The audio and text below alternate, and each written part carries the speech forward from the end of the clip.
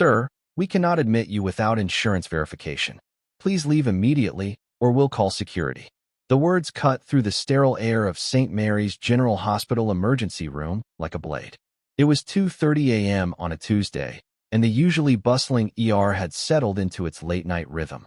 Fluorescent lights hummed overhead, casting harsh shadows across the worn linoleum floors. The antiseptic smell mixed with the faint aroma of burnt coffee from the nurse's station. Behind the admission desk sat Patricia Hendricks, a 28-year-old intake coordinator whose perfectly manicured nails clicked impatiently against her computer keyboard.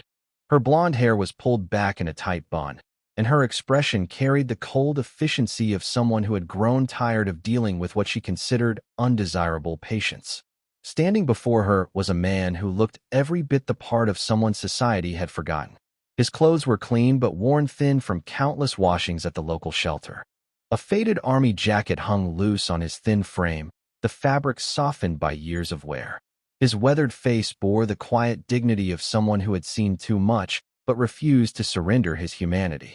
The waiting room held its usual collection of late-night medical emergencies. A mother with a feverish toddler, an elderly man clutching his chest, a teenager with a badly swollen ankle. All eyes had turned toward the unfolding confrontation at the front desk.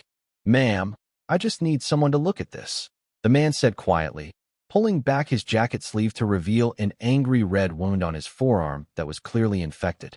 "It's been getting worse for 3 days." Patricia barely glanced at the injury before shaking her head dismissively. "This is a hospital, not a charity clinic. If you can't provide insurance or payment, you need to leave. There's a free clinic downtown that opens at 8 a.m. The man who slowly made his way out of the emergency room doors was James Wilson, though few people called him by his full name anymore. Most who knew him these days simply called him Doc, a nickname that had followed him from another life. At 67 years old, his body told the story of a hard-lived existence. His face was a weathered map of lines and creases, tanned and roughened by years spent under desert suns and in mountain cold. Despite the circumstances that had left him homeless for the past 18 months, he maintained the military-straight posture that had been drilled into him decades ago. Doc's piercing blue eyes, still sharp despite everything they had seen, scanned the hospital entrance for shelter from the rain. He was a man who noticed details. It had kept him alive in war and on the streets. His gray hair was cut short in a style that suggested military service, though it had been some time since his last proper haircut. The stubble on his face was neatly trimmed, maintained with a disposable razor whenever he could access the public restrooms at the downtown library. What most people failed to notice about Doc was the small service pin affixed to the collar of his worn jacket, a Silver Star recipient, one of the nation's highest military honors. His clothing, while clean and meticulously maintained, had seen better days. His boots, once standard military issue, had been resoled twice and were cracking along the sides. The backpack he carried contained everything he owned: a change of clothes, a few toiletries, his military papers, a dog-eared paperback, and medications when he could get them. He moved with a pronounced limp, the result of shrapnel that had torn through his right leg during his third tour. The VA had given him a surgery and a brace, but years of sleeping rough had aggravated the old injury. The pain in his chest, however, was something new, a tight, crushing sensation that had been growing worse over the past week. Inside, the administrator who had turned Doc away was Melissa Carter, 29 years old and 4 years into her position as evening shift supervisor for Memorial Hospital's emergency intake. She was good at her job, efficient, organized, and skilled at managing the endless paperwork that kept the hospital's billing department happy. With her designer glasses, immaculate blazer, and hospital ID badge prominently displayed, she projected an image of authority and competence. Melissa had never served in the military, had never known anyone who had. Her father was a successful real estate developer, her mother a corporate attorney. Her understanding of veterans came primarily from occasional news segments and charity commercials that she skipped after the first few seconds. To her, the hospital's policies were clear and non-negotiable: no insurance, no service without payment. Exceptions created headaches and paperwork. "He'll probably just end up at the VA anyway," she muttered to her colleague at the next station. "We're not a homeless shelter." Her colleague nodded absently, already focused on the next patient in line. Neither of them noticed the elderly woman in the waiting area who had overheard the exchange, her face darkening with disapproval. Outside, Doc huddled beneath the small awning at the hospital entrance. The pain in his chest flared again, sharper this time, radiating down his left arm. He knew the signs. He'd treated too many soldiers with the same symptoms not to recognize a heart attack. With shaking hands, he reached into his pocket and pulled out an ancient flip phone, one of his few lifelines to the world he'd left behind. He scrolled through the few numbers stored in the phone's memory and paused on one he rarely used. Taking a deep breath to steady himself, he pressed the call button. Comment, respect our veterans. If you believe that those who served our country deserve better than to be left out in the cold. 20 minutes passed before Doc reluctantly stepped back inside the emergency room. The rain had intensified, and the pain in his chest had become unbearable. He knew he couldn't wait any longer. His medical training and experience told him what his pride wanted to deny. He needed help immediately. The waiting room had grown more crowded in his absence. A child with a high fever cried softly in his mother's arms. An elderly couple sat holding hands, the woman's wrist wrapped in a makeshift splint. A construction worker with a blood-soaked towel pressed to his forearm waited patiently. Everyone had a story, everyone had pain. Doc understood this better than most. He had spent his life in rooms just like this one, though usually on the other side of the equation. He approached the intake desk again, where Melissa was now finishing paperwork for another patient. When she looked up and recognized him, her expression hardened. "Sir, as I explained earlier, without insurance or payment, I understand the policy," Doc interrupted quietly. His voice was strained, each word an effort against the tightness in his chest. "But I'm having chest pains that are getting worse. Left arm numbness. Shortness of breath. I'm almost certain it's cardiac."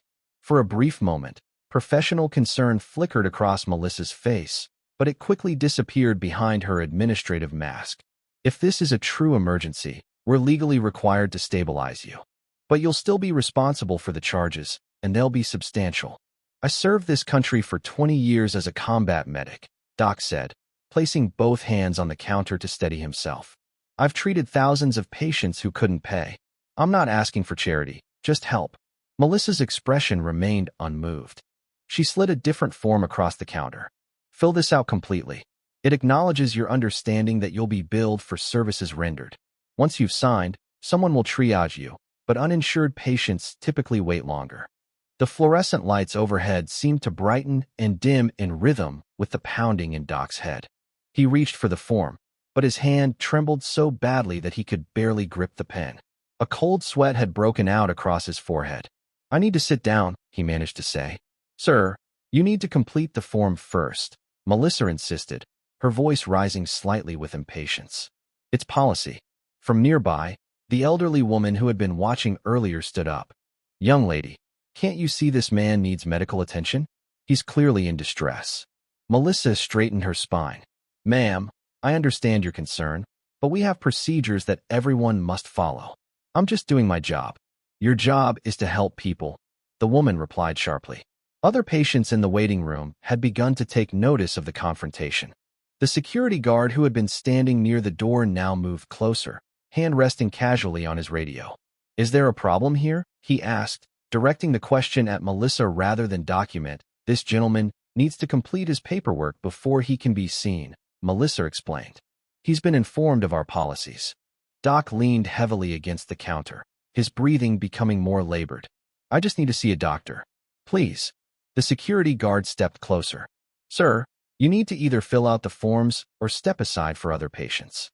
Those are the rules." Through the haze of pain, Doc felt a flash of indignation. He had treated wounded soldiers under active gunfire, had pulled civilians from burning buildings, had worked 36-hour shifts in field hospitals with nothing but bandages and morphine. And now he was being denied basic medical care because of paperwork. I can't fill this out right now," he said, his voice barely audible. "I need to sit down." Melissa's voice took on an edge of finality. "If you can't complete the forms, there's nothing more I can do.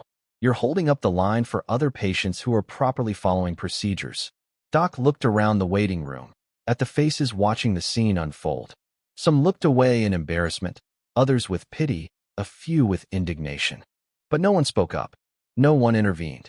With his remaining strength, Doc reached into his pocket and pulled out his phone again. I made a call. You should know. Someone is coming. Melissa exchanged a glance with the security guard, both clearly interpreting this as some kind of threat or delusion. Sir, if you're going to be disruptive, I'll have to ask you to leave, the security guard said, his tone hardening. We can call you an ambulance to the VA hospital if necessary, but you can't stay here without complying with hospital procedures. Doc slipped the phone back into his pocket and straightened himself as much as his pain would allow. 20 years of military discipline helped him find the strength to speak clearly one last time. The man I called, he's not coming for me. He's coming for you. Melissa rolled her eyes slightly. Sir, threatening hospital staff is grounds for immediate removal. I'm going to have to ask you to leave now. The security guard took Doc's arm, not roughly but firmly. Let's go, sir. You can wait outside for whoever you called. As he was escorted toward the exit, Doc caught the eye of the elderly woman who had spoken up. She looked horrified, her hand covering her mouth. Next time bring insurance or cash. Melissa called after him, loud enough for everyone to hear. Your military stories don't pay our bills. The sliding doors opened, and once again, Doc found himself standing in the rain, the pain in his chest now a crushing vice. He leaned against the building and slid slowly to the ground, too weak to stand any longer. 1 hour, he whispered to himself. He said 1 hour. Precisely 58 minutes after Doc's phone call, the first signs of something unusual appeared outside Memorial Hospital. A police cruiser pulled up to the emergency entrance, lights flashing but sirens silent. The officer stepped out and began redirecting traffic away from the main entrance. Within moments, 2 more patrol cars arrived, their officers quickly establishing a perimeter around the hospital's front entrance and ambulance bay. Inside the emergency room, Melissa was handling another intake when her supervisor approached with an unusually concerned expression. What's going on outside? Melissa asked, noticing the flashing lights through the windows. I have no idea, her supervisor replied. But security just called to say police are blocking off the entrance. They won't say why. Before either could speculate further, the distinctive sound of helicopter rotors became audible over the patter of rain on the roof. The noise grew louder, drowning out the ambient sounds of the emergency department. Patients and staff alike looked up, conversations halting mid-sentence. Through the large windows facing the parking lot, they could now see what appeared to be a military convoy approaching, a line of black SUVs with government plates, followed by 2 military ambulances marked with the distinctive Red Cross. Behind them, a larger military medical vehicle that resembled a mobile surgical unit. All vehicles bore the insignia of the United States Army Medical Command. What in the world? Melissa's supervisor whispered, pressing closer to the window. The convoy came to a precise stop in front of the emergency entrance, effectively blocking all other access. From the lead SUV emerged a security detail in dark suits and earpieces, scanning the area with practiced efficiency. They quickly formed a protective corridor from the vehicle to the hospital entrance. From the second SUV, a tall figure emerged. Even in the rain, his authority was unmistakable, for stars gleamed on each shoulder of his immaculately pressed uniform. General William Hayes, Surgeon General of the United States Army, had arrived. His face, stern and purposeful, was recognizable to anyone who had served in military medicine over the past decade. That's a 4-star general, someone whispered in the now silent waiting room. What's the Surgeon General doing here? Behind the general came a team of military medical personnel, officers in uniform and combat medics carrying advanced field equipment. They moved with the synchronized precision that only comes from years of working in crisis situations. The hospital director appeared from somewhere within the building, rushing toward the entrance with a look of complete bewilderment. The sliding doors parted, and the general entered the emergency department, water beading off his cap and shoulders. The military medical team followed, moving with purpose rather than panic. General Hayes scanned the room, his gaze settling first on the crumpled figure of Doc, still sitting against the wall outside, partially visible through the glass doors. He turned to one of the medics. Lieutenant Colonel A. Tend to command Sergeant Major Wilson immediately, he ordered, his voice carrying the unquestionable authority of someone used to making life or death decisions. Full cardiac protocol. I want him stabilized and prepped for transport to our facility within 15 minutes. Yes, sir, the officer responded, immediately directing half the medical team outside. The general then turned his attention to the emergency room. The patients and staff had fallen into a stunned silence, many standing now, unsure whether to be concerned or curious about the military presence. "Who is in charge here?" he asked, his voice echoing in the quiet room. The hospital director stepped forward, extending his hand. "Director Sampson, sir.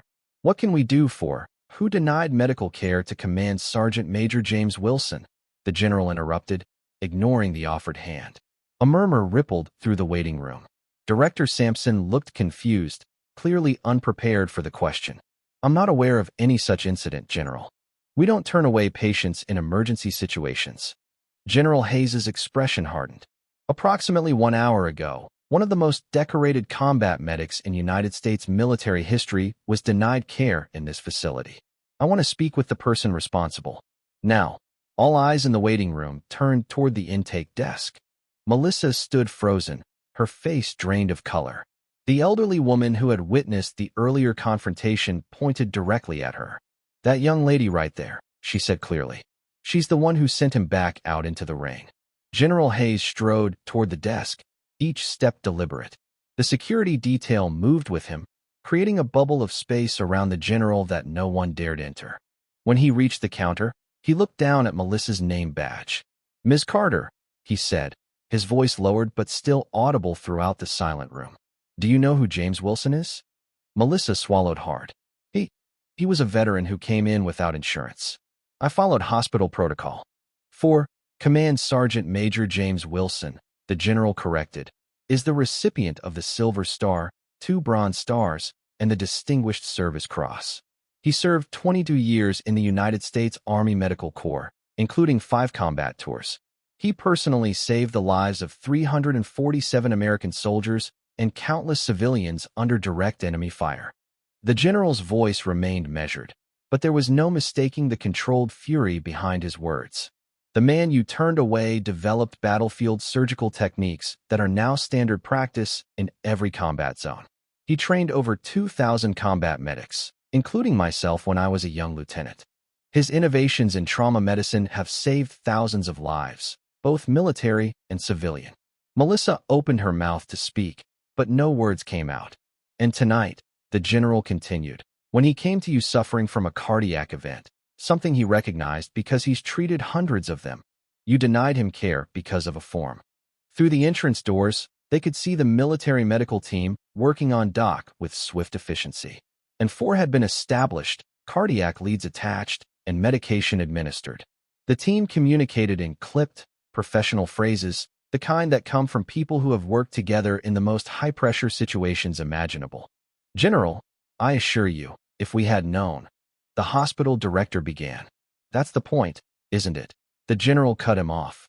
"You shouldn't need to know someone's service record to provide them with basic human dignity and medical care." He turned back to Melissa. "Command Sergeant Major Wilson saved my life in Afghanistan in 2009. A roadside bomb hit our convoy. I had shrapnel in my chest and a collapsed lung. He performed emergency surgery in the field, under enemy fire, with nothing but basic supplies. He never once asked if I had insurance." The military medics had now moved Doc onto a stretcher and were bringing him inside, the medical equipment showing the erratic pattern of his heartbeat on the monitors. As they passed through the waiting room, Doc's eyes fluttered open briefly, meeting the general's. A weak attempt at a salute was acknowledged by the general with solemn respect. "Get him stabilized," the general ordered as they wheeled Doc past. "Full cardiac workup. I've already alerted Walter Reed. They're expecting him once he's stable for transport." The general turned back to address the entire emergency department staff, now gathered in a semicircle around the scene. "Effective immediately, a military medical liaison team will be stationed at this hospital to ensure that no veteran is ever denied care again. They will remain until I am satisfied that proper protocols are in place." He nodded toward the entrance, where additional military personnel were already unloading equipment from the vehicles. "They will begin by conducting a complete review of all patients turned away from this facility in the past 6 months," he continued. Any veteran found to have been denied care will be contacted and provided with immediate medical attention through military channels. The hospital director had broken into a nervous sweat, mopping his brow repeatedly with a handkerchief as he attempted to regain control of the situation. General Hayes, with all due respect, this is a private hospital. You can't simply, I can and I will, the general interrupted, his voice level but carrying the weight of absolute authority.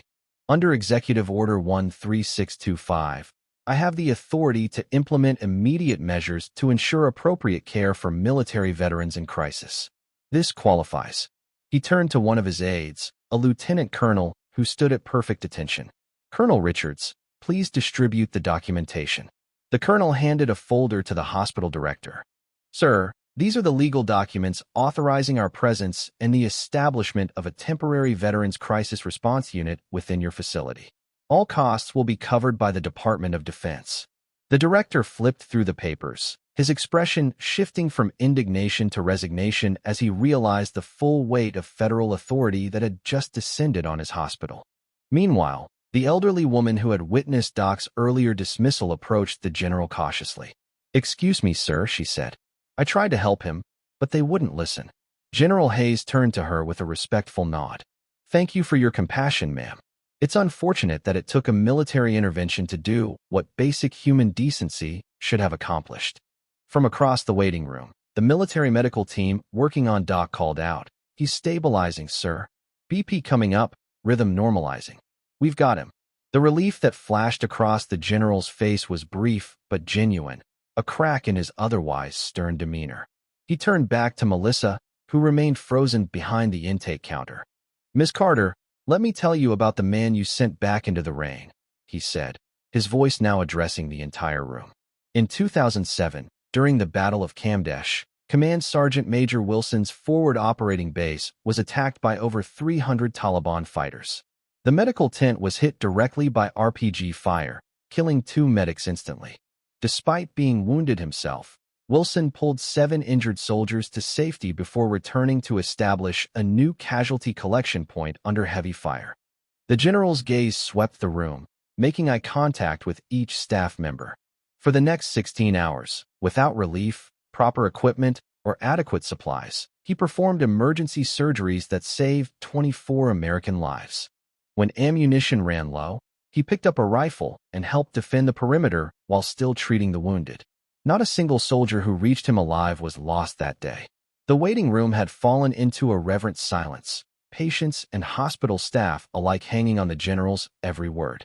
In Iraq in 2004, his convoy hit an IED. Wilson was thrown from the vehicle but managed to crawl back to treat 3 critically wounded Marines while still under sniper fire. He used his own body as a shield to protect a wounded 19-year-old private while performing an emergency tracheotomy. The general pointed toward Doc, now being moved to a more stable gurney by the military medical team. That man you turned away developed a battlefield technique for treating tension pneumothorax that is now taught to every combat medic in the United States Armed Forces. His method has saved thousands of lives. He pioneered emergency transfusion protocols that are now standard in combat medicine. Melissa had begun to cry silently, the full weight of her actions sinking in. After his retirement, he volunteered with Doctors Without Borders in Syria, Sudan, and Haiti. He built field hospitals in areas no one else would go. He trained local medical staff in combat trauma techniques that allowed them to save their own people. The general stepped closer to the intake desk. And tonight, when he needed help himself, you turned him away because of hospital policy. The hospital director attempted to intervene. General, Ms. Carter was simply following established protocols for uninsured patients. This is unfortunately how our healthcare system, do not. The general cut him off, his voice dangerously quiet. Attempt to justify this by hiding behind the system. Systems are created and maintained by people making choices. Tonight, your staff chose paperwork over a man's life. The military medical team had now fully stabilized Doc and were preparing him for transport. One of the medics approached the general. Sir, we've confirmed it was a myocardial infarction. We've administered thrombolytics and his rhythm has stabilized, but he'll need catheterization. The chopper is standing by to transport him to Walter Reed. The general nodded. Proceed. He turned back to the hospital staff. Command Sergeant Major Wilson will receive the care he's earned through decades of service. Care that should have been provided here, without question, the moment he walked through those doors. He gestured toward the military personnel, now setting up equipment in a corner of the emergency department. My team will remain here until I am satisfied that proper protocols are in place to ensure this never happens again. They will review every case where a patient was turned away. They will implement training for your staff on recognizing and respecting veterans in medical crisis. The hospital director nodded numbly, no longer protesting. The general approached Doc's gurney as the team prepared to move him to the helicopter. Doc was conscious now, his color improved, though he still looked frail beneath the oxygen mask and monitoring equipment. "James," the general said quietly, using his first name for the first time, "I told you back in Kandahar that you'd never fight alone again." "I meant it." Doc managed a weak smile and a whispered, "Took you long enough, Bill." The general smiled briefly. "Some of us actually follow the chain of command, you old warhorse." He squeezed Doc's shoulder gently. "We've got you now. Walter Reed's best are waiting." As the military team began to wheel Doc toward the exit, where the helicopter's rotors could be heard spinning up, the general turned back to address the hospital staff one final time. "Remember this moment," he said. "Remember what it looks like when we fail those who never failed us." Command Sergeant Major Wilson spent his life saving others without ever asking who they were, what they believed, or whether they could pay. He deserved nothing less in return. By morning, the story of what happened at Memorial Hospital had spread throughout the city. Local news vans gathered outside the hospital entrance, where military vehicles remained stationed. The hospital's public relations team worked frantically to craft a response, but the damage to their reputation was already done. Melissa Carter had been placed on immediate administrative leave. She sat in her apartment, staring at her phone as social media exploded with the story. Someone had captured video of the general's arrival and speech, and it had gone viral overnight. Her name wasn't mentioned in the posts, but she knew it was only a matter of time before she became the face of the hospital's failure. At Walter Reed National Military Medical Center, Command Sergeant Major James Doc Wilson awoke in a private room to find General Hayes sitting beside his bed. Monitors beeped steadily, confirming what the doctors had already told the general: Doc would recover. The cardiac catheterization had been successful, clearing the blockage that had nearly taken his life. "You didn't have to make such a dramatic entrance," Doc said weakly, his voice rough from the intubation during his procedure. "A simple ambulance would have worked." The general smiled. "When have you ever known me to do anything quietly? Besides, that hospital needed a wake-up call." Doc shifted slightly in the bed. "What happens to the woman at the desk?" "That's not your concern," the general replied, then softened.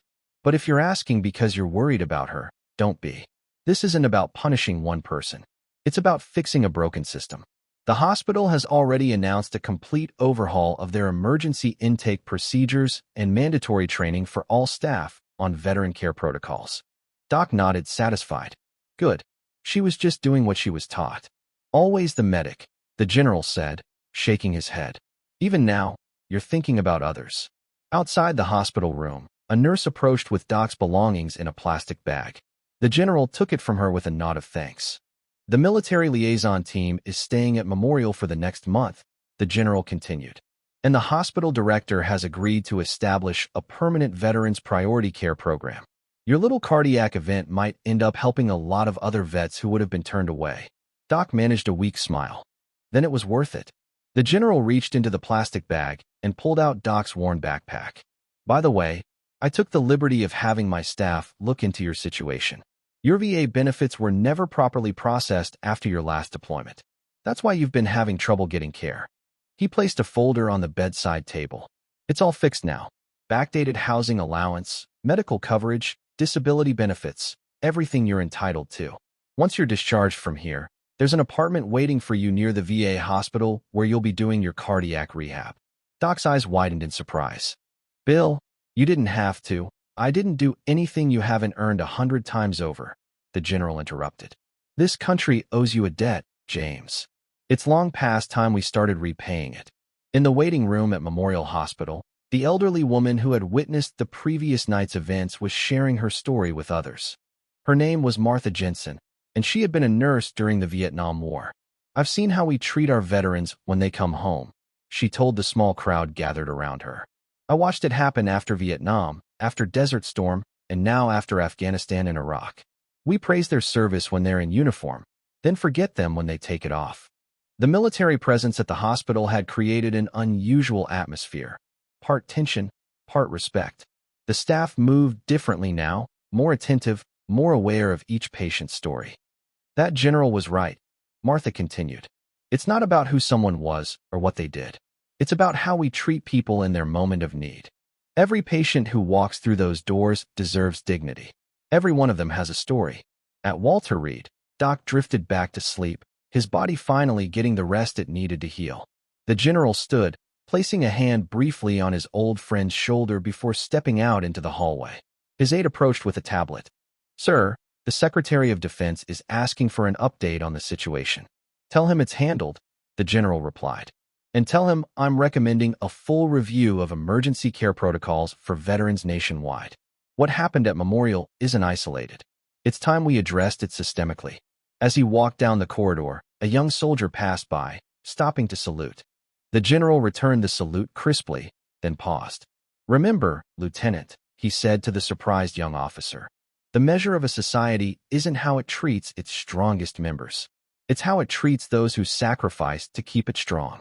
Back at Memorial Hospital, a new sign had been placed prominently at the entrance to the emergency department: Veterans Priority Care Center. No veteran turned away. It was a small start, but perhaps the beginning of something larger, a recognition that some debts can never be fully repaid, but must always be acknowledged. Share this video if you believe that those who fought for our freedom should never have to fight for basic dignity and care.